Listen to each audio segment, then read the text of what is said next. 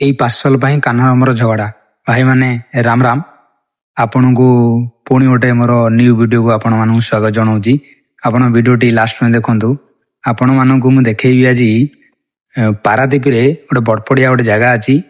ସେ ଜାଗାକୁ ମୁଁ ଆଜି ଯାଉଛି, ଆପଣମାନଙ୍କୁ ପୁରା ଦେଖାଉଛି ସେଠି ସବୁ ଜିନିଷ କ'ଣ କ'ଣ ମିଳୁଛି, ବଡ଼ପଡ଼ିଆ ଜାଗାଟା କେମିତି କ'ଣ।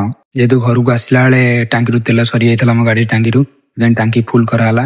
ଏଇ ଟାଙ୍କିଟି ଭଲ ତେଲ ମିଳୁଛି 18 ବାଙ୍କି ପାଖରେ HP ର ଭଲ ତେଲ ମିଳୁଛି। ଆପଣମାନେ କେବେ ଆସିକି ତେଲ ପକାନ୍ତୁ। ଏ ବଡ଼ପଡ଼ିଆ ବାହାରିଲୁ ଆମେ। ଏବେ ଭଲସେ ଆପଣ ଦେଖାଉଛି।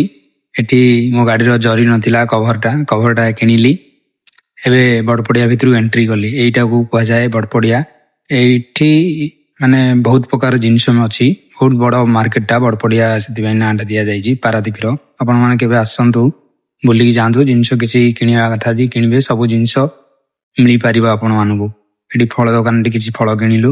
ଏଇଠି ନା କାହ୍ନା ଦେଲା ଟେନସନ୍। କାହ୍ନା ଗଲା ମୋ ପାଇଁ ନାନ୍ ତଡ଼କା ଜାଗାରେ, ଭାଇ ତଡ଼କା କେଉଁଠି ମିଳିବ ଖୋଜି ଖୋଜି ଏଇ ଜାଗାରେ ତଡ଼କାଟା ମିଳିଲା। ଫାଇନାଲି କାହ୍ନା ପାଇଁ ନାନ୍ ତଡ଼କା ପାର୍ସଲ ହେଇଗଲା।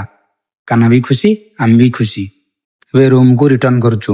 ଯଦି ମୋ ଭିଡ଼ିଓଟି ଭଲ ଲାଗିଥିବ ଗୋଟେ ଲାଇକ୍ କରିବେ, ସେୟାର କରିବେ, ସବସ୍କ୍ରାଇବ୍ କରିବେ। ପୁଣି ଗୋଟେ ନ୍ୟୁ ଭିଡ଼ିଓରେ ଦେଖାହେବା। ସମସ୍ତେ ଭଲରେ ରୁହନ୍ତୁ, ସମସ୍ତେ ଖୁସିରେ ରୁହନ୍ତୁ। ଜୟ ଜଗନ୍ନାଥ।